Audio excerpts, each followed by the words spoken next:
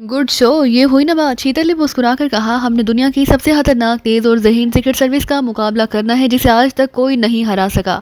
Pakistan secret service का record बेदाग है, जिनके बारे में कहा जाता है कि वो जिस मिशन पर भी काम करे उन्हें कोई कभी नाकामी का सामना नहीं करना पड़ता और वो जहाँ जाते हैं अपनी कामयाबियों के झंडे गाड़ते जाते हैं।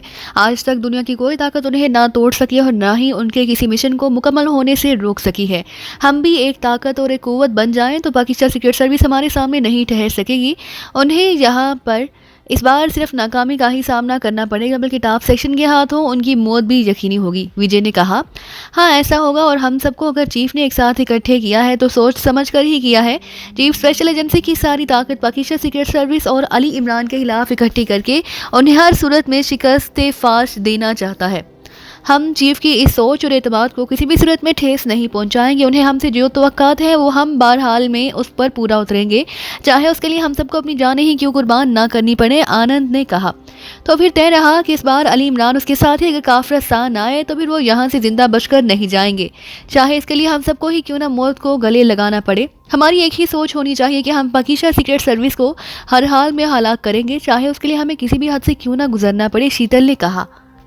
विक्रम ने हाथ उठाकर मुट्ठी बंद करते हुए इंतहाई मजबूत लहजे में कहा, तो बाकी सब ने भी हाथ बुलंद करके मुट्ठियां बंद की और डन करना शुरू हो गए। उन सबको यकजा होते देखकर शीतल के होंठों पर मुस्कुराहट आ गई। गुड शो, इमरान और पाकिस्तान सीक्रेट सर्विस के साथ अब वो सब कुछ होगा जो उनके साथ पहले कभी ना हुआ होगा। उन्हें इस बार हर कदम पर ऐसी मौत का सामना करना पड़ेगा जिसका शायद वो तसव्वुर भी ना कर सकें।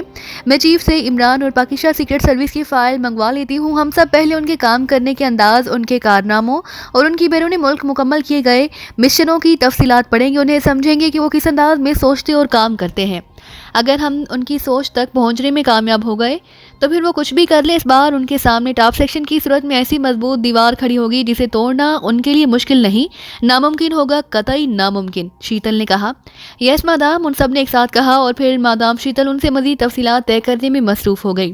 क्योंकि सबके दिल साफ हो चुके थे और सबने शीतल को टॉप सेक्शन का इंचार्ज तस्लीम कर लिया था, इसलिए वो सब हसूसी दिलचस्पी से उसकी एक एक बात सुन रहे थे।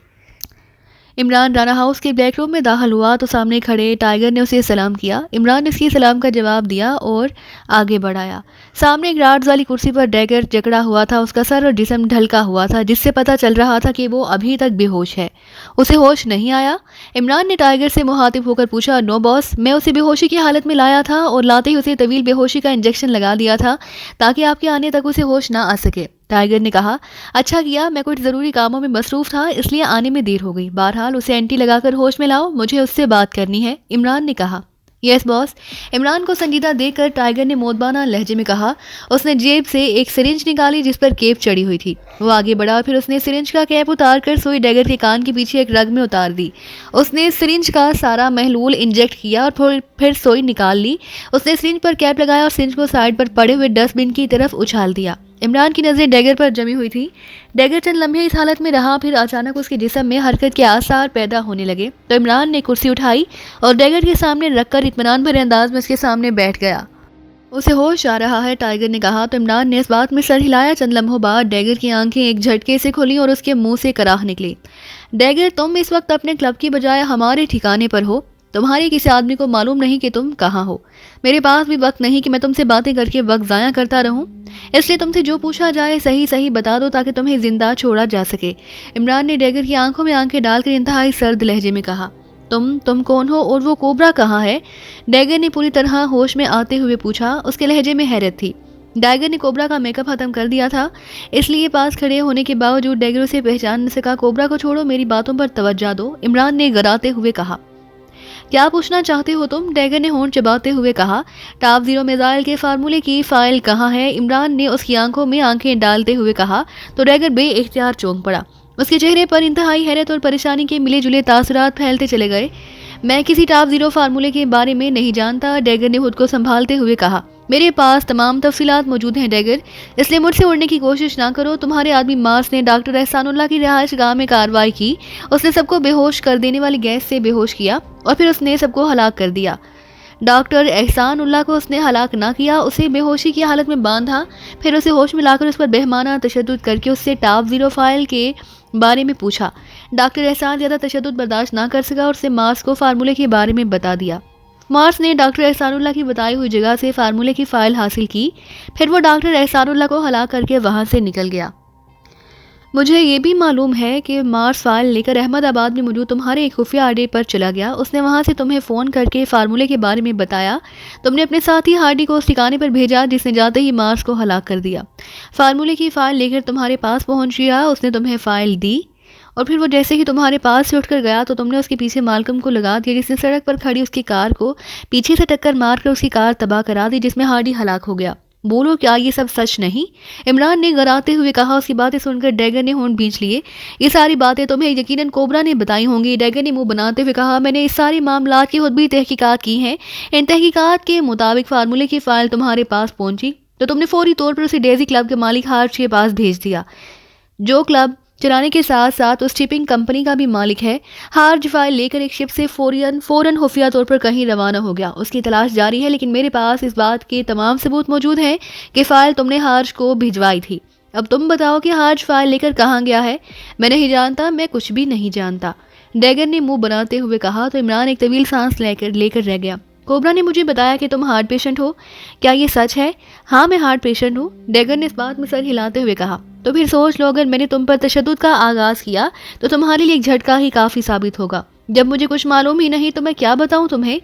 मैंने खुद जाकर तुम्हारे ऑफिस की तलाशी ली। तुम्हारे ऑफिस से मुझे एक स्पेशल ट्रांसमीटर मिला। उस ट्रांसमीटर की वो तमाम फ्रिक्वेंसियाँ चेक कर ली गई हैं जिन पर तुम बात करते थे या तुम्हें कॉल आती थी, इमरान ने कहा। तो डैगर चौंक पड़ा। मेरे बेशुमार लिंक्स हैं, तुम किस किस की बात करोगे? डैगर ने कहा। उन किस ने काफिरस्तान की टॉप सीक्रेट स्पेशल एजेंसी के एजेंट 7 की फ्रीक्वेंसी का भी पता चला है मुझे, इमरान ने कहा। तो डैगर एक बार फिर चौंक पड़ा। क्या मतलब? मतलब ये कि आखिरी मरतबा ट्रांसमीटर पर तुमने उसी एजेंट 7 से बात की, इमरान ने कहा। तो डैगर ने बेएहतियात होंठ बींच लिए। वो गुस्सीली नज़रों से इमरान को घूरने लगा। गलत, ये झूठ है, मेरा काफिरस्तान की किसी एजेंसी से कोई ताल्लुक नहीं। हालांकि यही एजेंट 7 पाकिस्तान में भी मौजूद था और तुमने उसके साथ मिलकर काम किया था। तुम्हारे बारे में जो रिपोर्ट्स मुझे मिली है उनके मुताबिक तुम और एजेंट 7 डॉक्टर एहसानुल्लाह को ही तलाश कर रहे थे। इसलिए मैं यकीन से कह सकता हूं कि तुमने हार्ज को फाइल देकर काफिरस्तान भेजा। हार्ज ये फाइल यकीनन एजेंट 7 को देगा जिसका ताल्लुक स्पेशल एजेंसी से है, इमरान ने कहा।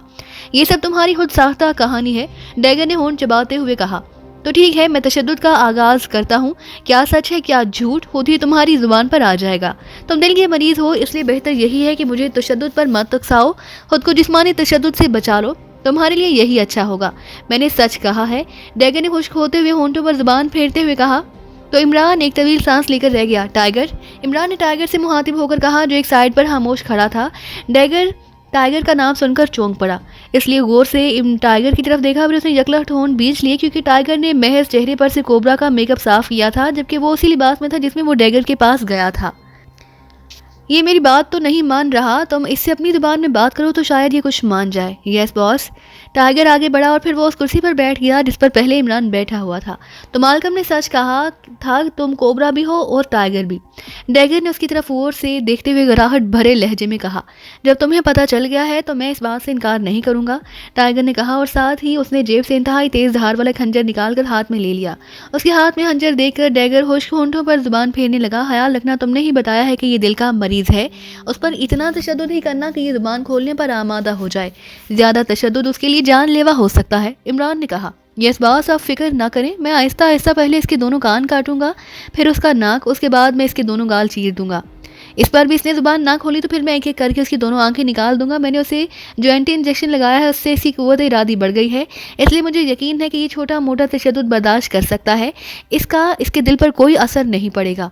अब ये किस कदर अजियत सह सकता है, ये उसकी अपनी कुव्वत इरादी पर है, टाइगर ने इत्मीनान भरे लहजे में कहा। तो टाइगर की सफाकाना बातें सुनकर डैगर का यकलखत हाथ पैर काम कर रह गए। हाँ, ये ठीक है, मैं तो कहता हूँ कि कान काटने से पहले चीख निकली। कान काटने से पहले इसकी आंखों से शुरू करो, पहले इसकी एक आंख निकालो, फिर दूसरी, और इसके बाद कान काटो या उसके जिस्म की बोटियाँ। ये किसी न किसी मरहले पर सच बताने पर ज़रूर आमादा हो जाएगा, इमरान ने भी इत्मीनान भरे लहजे में कहा। यस बॉस, अगर आप इजाज़त दें तो मैं इसकी आंखें खंजर से निकालने की बजाय एक उंगली से इसकी आंख में घुसेड़ देता हूँ। इससे इसकी आंख कटेगी नहीं बल्कि एक झटके से निकल कर बाहर आ गिरेगी। ये तुम क्या कह रहे हो? अब क्या किया जाए? तुम सच बोलने पर आमादा ही नहीं हो रहे, फिर हमें तो अपना काम करना ही है, इमरान ने कहा। तुम ऐसा नहीं कर सकते, डैगर ने लरजते हुए लहजे में कहा। मैंने कब कहा कि मैं करूँगा? ये सब तो टाइगर करेगा, जिसे तुम कोबरा के नाम से जानते हो, और कोबरा किस कदर शफाक है ये मुझसे बेहतर तुम जानते हो। इमरान ने कहा तो टाइगर ने खौफ भरी झरझरी ली। टाइगर ने हंजर एक तरफ रखा और फिर उसने अपनी एक उंगली सीधी की और नेज़े की तरह अकड़ा कर टाइगर की आंख की तरफ ले गया। टाइगर के हलक से ज़ोरदार चीख निकली और उसने फ़ौरन अपना सर साइड कर लिया। अरे अभी तो तुमने महज डराया है, तुम अभी से चीख पड़े। तुम तो खुद को इंतहाई ताकतवर, बहादुर और निडर कहते हो। अब तक तुम अपने कई दुश्मनों को इंतहाई वेश्याना तरीके से कत्ल भी कर चुके हो। अब अपनी बारी आई तो चीखने लगे क्यों? दूसरों को तकलीफ देना आसान, खुद सहना मुश्किल होता है। अब सहना तो पड़ेगा। इमरान ने कहा तो टाइगर दहल कर रह गया। तो फिर आज उसे भी तकलीफ का एहसास दिला देना चाहिए। टाइगर ने कहा लातों की बोझ जब बातों से ना माने तो फिर दूसरा कोई चारा नहीं रहता कि उन्हें लातें मार मार कर ही मनाया जाए। यस बॉस, टाइगर ने कहा और उसने एक बार फिर उंगली अकड़ाई और तेज़ी से टाइगर की आंख की तरफ ले गया। टाइगर ने फिर चीख कर सर साइड पर कर लिया। रुको रुको, फॉरगेट सेक रुक जाओ, फॉरगार्ड सेक रुक जाओ, मेरी आंख ना निकालो, मैं बताता हूँ, सब कुछ बताता हूँ, ज़िंदगी से बढ़कर कुछ भी नहीं, मैं सब कुछ बता देता हूँ तुम्हें। टाइगर ने भी इमरान की तरफ देखने लगा जैसे कह रहा हो कि ये तो इंतहाई बोधा निकला और सिर्फ आंख निकालने का सुनकर ही डर गया। इमरान ने सर हिलाया और उसे उठने का इशारा किया तो टाइगर उठकर खड़ा हो गया। इमरान उठा और एक बार फिर टाइगर के सामने आकर बैठ गया।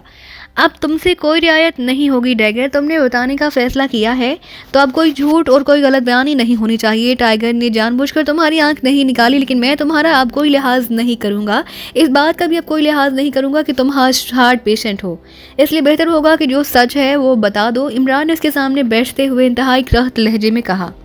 ठीक है, मैं सच बताऊंगा, लेकिन तुम्हें मुझसे एक वादा करना होगा। टाइगर ने कहा तुम शायद ये कहना चाहते हो कि मैं तुम्हें जिंदा छोड़ दूं। इमरान ने उसकी तरफ गौर से देखते हुए कहा हाँ, तुम्हें वादा करना होगा कि मैं अगर तुम्हें सच बता दूं तो तुम मुझे हलाक नहीं करोगे बल्कि यहाँ से जिंदा जाने दोगे। टाइगर ने कहा मुझे मंजूर है, मैं वादा करता हूँ कि मैं तुम्हें हाथ भी नहीं लगाऊंगा और यहाँ से जिंदा जाने दूंगा। ओके, मुझे मालूम है कि अली इमरान वादे का पक्का है, एक बार जो वादा कर ले उसे ज़रूर पूरा करता है। टाइगर ने आंखें चमकाते हुए कहा अब शुरू हो जाओ। हाँ ये दुरुस्त है, मैंने काफिस्तानी स्पेशल एजेंसी के लिए काम किया। यहाँ स्पेशल एजेंसी का एजेंट आनंद आया और मैं उसके साथ मिलकर डॉक्टर एहसानुल्लाह को तलाश करता रहा जिसने टॉप 0 मिसाइल इजाद किया। गुड, सब कुछ बता दिया है तो स्पेशल एजेंसी और एजेंट आनंद के बारे में बताओ। तुम काफिस्तानी नहीं हो, उस एजेंट आनंद ने यहाँ आकर तुम्हारा ग्रुप हायर किया। ऐसे काम अमूमन खुफिया तौर पर होते हैं, एजेंट किसी तौर पर अपनी शनाख्त नहीं कराते। फिर आनंद ने तुम पर इतना भरोसा कैसे कर लिया कि उसने तुम्हें अपने बारे में हर बात बता दी? उसने हर बात खुद नहीं बताई बल्कि उसे सब कुछ बताने पर मैंने मजबूर किया। वो कैसे? वो जब से काफिस्तान से आया मेरे साथ ही रहता था, मेरे क्लब में घंटों मेरे पास बैठा रहता। उसे मेरे क्लब की ब्लैक लेबल शराब बेहद पसंद थी। वो बोतलों की बोतलें चढ़ा जाता, 10-10 बोतलें पीने के बावजूद भी उस पर नशा तारी ना होता था, जिस पर मुझे उसकी कुव्वत इरादी पर हैरत थी। उसका दावा था कि वो दिन रात भी पीता रहे तब भी उस पर नशा गालिब नहीं आता। एक दिन मैंने उसका दावा गलत साबित करने के लिए उसकी शराब की बोतल में एक्वाजाइन नामी ड्रग मिला दिया। इस ड्रग से इंसानी जहन, शऊर और लाशऊर की मिलीजुली कैफियत में रहता है और अगर ये ड्रग इस्तेमाल करने वाला मुसलसल ब्लैक लेबल पीता रहे तो कुछ वक्त के बाद उसका लाशऊर अजहद उसके शऊर पर गालिब आ जाता है। फिर जो कुछ उसके दिमाग में होता है वो बोलता चला जाता है, उसकी ज़ुबान से सच के सिवा कुछ नहीं निकलता। चनाचे ऐसा ही हुआ, जिस बोतल में एक्वाजाइन ड्रग मिला हुआ था, इस बोतल के पीने के बावजूद एजेंट 7 पर कोई असर ना हुआ। मुझे उसकी कुव्वत इरादी पर वाकई हैरत हो रही थी, लेकिन जैसे जैसे वो ब्लैक लेबल की बोतलें पीता गया उसकी कुव्वत इरादी कमज़ोर पड़ती गई और फिर उसने बोलना शुरू कर दिया। उसने एक्रीमी सिंडिकेट डेड बॉडी के चीफ विल्सन के तौर पर अपना तारुफ कराया, लेकिन उस रोज़ उसने अपनी सारी पोल खुद ही खोल दिया। मुझे ये सुनकर हैरत हो रही थी कि जिसे मैं एक्रीमी डेड बॉडी सिंडिकेट का चीफ विल्सन समझ रहा था वो असल में काफिस्तानी स्पेशल एजेंसी का टाइप एजेंट आनंद था। मैं उससे जो कुछ भी पूछता था वो बताता रहा। फिर मैंने उसे तकरीबन रोज़ाना एक्वाजाइन ड्रग शराब में मिलाकर देना शुरू कर दिया। उसे शक न हुआ और उसने शौरी और लाशौरी अंदाज में मुझे अपना जिगरी दोस्त समझ लिया और लाशौरी हालत में मुझसे हर राज शेयर करना शुरू हो गया और ये सिलसिला अब तक जारी है, इसलिए मुझसे उसकी कोई बात छुपी नहीं हुई। टाइगर ने तफसील बताते हुए कहा वो तो यहाँ से चला गया, फिर भी वो तुम्हें सारी बातें बता देता है। कैसे? एक्वाजाइन के बारे में मुझे भी इल्म है। ये नशा एक बार किसी को लग जाए तो फिर सारी ज़िंदगी नहीं छोड़ता। अगर किसी तरह ये छूट भी जाए तो इंसानी जहन फौरी तौर पर इतदाल में नहीं आता और इंसान को नॉर्मल होने में काफ़ी वक्त लग जाता है। मेरी इत्तला के मुताबिक आनंद को यहाँ से वापस गए 2 माह से ज़्यादा वक्त हो चुका है, तो फिर अब तक वो उस ड्रग के बगैर जिंदा कैसे है? क्या उसने अपना इलाज करा लिया? नहीं, वो आज भी एक्वाजाइन के ज़ेरे असर है और जब तक उसे पता नहीं चल जाता वो इसी तरह एक्वाजाइन के ज़ेरे असर ही रहेगा। डैगर ने मुस्कुराते हुए कहा, वो कैसे? वो ब्लैक लेबल का शेदाई है। ब्लैक लेबल दुनिया में हर जगह मिल जाती है, लेकिन मेरे पास उस ब्लैक लेबल का महसूस ब्रांड है जो दुनिया में किसी के पास नहीं। मैं ब्लैक लेबल ब्रांड को मज़ीद कशीद करके उसमें चंद ऐसे अज्जा शामिल करता हूँ जिससे ब्लैक लेबल का असर असल ब्लैक लेबल से 10 गुना बढ़ जाता है, जिससे ये शराब नायाब बन जाती है और मैं क्लब में इस शराब की एक बोतल की आम बोतल के मुकाबले में 10 गुना ज़्यादा रकम वसूल करता हूँ। और आनंद को मेरे क्लब का ही ब्लैक लेबल पसंद है जिसमें मुझे खसूसी तौर पर एक्वाजाइन मिलाना पड़ता है।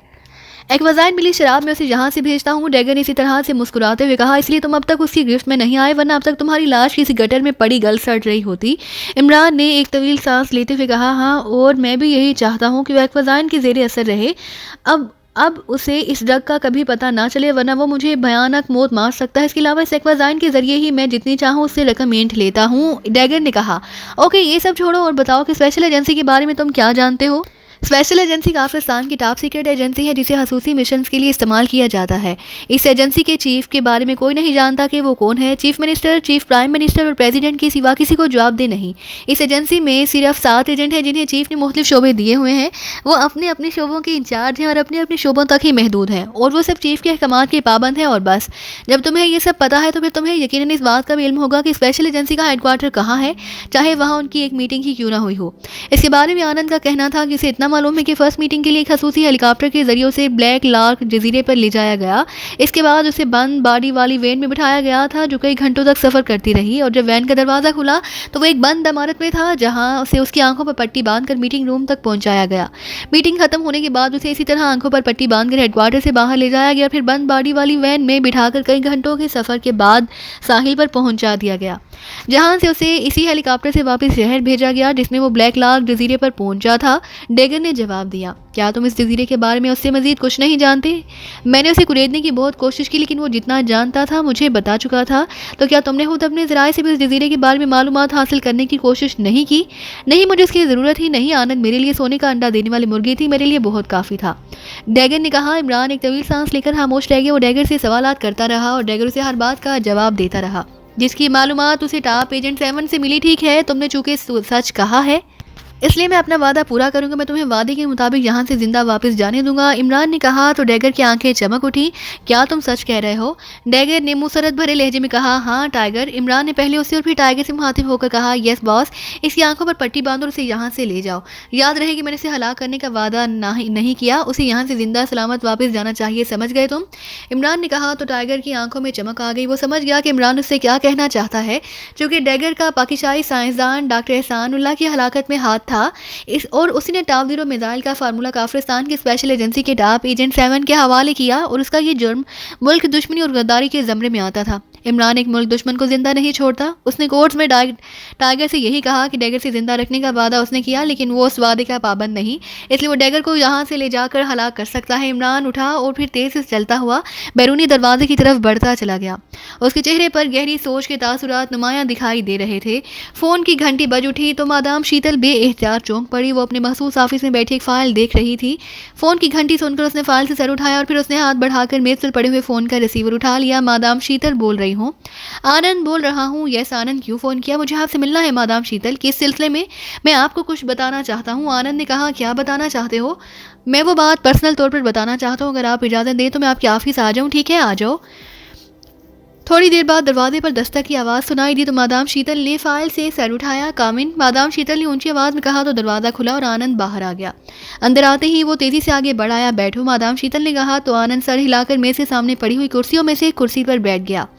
मादाम शीतल ने फाइल पर आहनी नज़र डाली, फिर उसने फाइल बंद करके एक तरफ रख दी और आनंद की तरफ मुतवज्जा हो गई। हाँ बोलो, मादाम शीतल ने सख्त लहजे में कहा। मैं आपके सामने अपने एक जुर्म का इतराफ़ करने आया हूँ मादाम शीतल। आनंद ने होंठ बीचते हुए कहा तो मादाम शीतल बेएहतियात चौंक पड़ी। जुर्म? क्या मतलब? कौन सा जुर्म? ऐसा जुर्म जो मैंने नादानिस्तगी में किया और मुझे उसके लिए मजबूर किया गया था। मजबूर किया गया था? मैं समझी नहीं। मैंने मीटिंग में पाकिस्तान जाने के हवाले से सारी तफसील बताई। ये भी बताया कि पाकिस्तान में मुझे एक ग्रुप हायर करना पड़ा जिसका बॉस डैगर था। हाँ बताया था।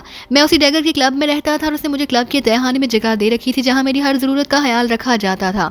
तुम जानती हो कि मुझे ब्लैक लेबल शराब बेहद पसंद है और मैं ब्लैक लेबल पानी की तरह पीता हूँ। डैगर ने भी मुझे ब्लैक लेबल फ्राहम करनी शुरू कर दी। कुछ दिनों बाद मैंने उसकी ब्लैक लेबल में अजीब सा जायका महसूस किया वो जायका इतना अच्छा था कि मैं डैगर की मुहैया करदा ब्लैक लेबल का दीवाना सा हो गया।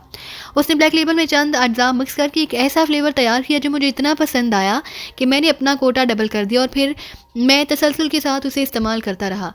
ब्लैक डैगर मेरे साथ कम बात करता था, लेकिन जब से मैंने ब्लैक लेबल का कोटा डबल किया था, मैं न जाने कि उसकी बातों में आने लग गया।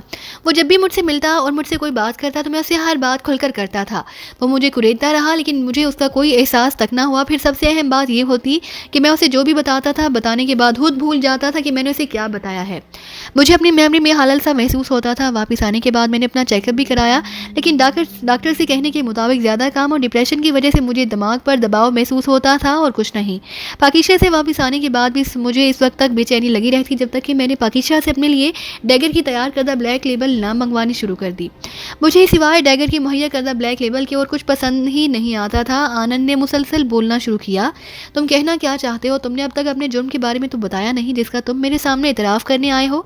मादाम शीतल ने उसकी तरफ हैरत भरी नज़रों से देखते हुए कहा, जैसे वो आनंद की बातें सुनकर बोरियत महसूस कर रही हो। मैं आपको ये बताना चाहता हूँ कि मुझे एक्वाजाइन ड्रग दिया जाता है, जिससे मेरा माइंड मेमोरी से मालूमात हासिल की जाती रही, और वो मालूमात स्पेशल एजेंसी और टॉप 7 एजेंटों के मुतालिक थी।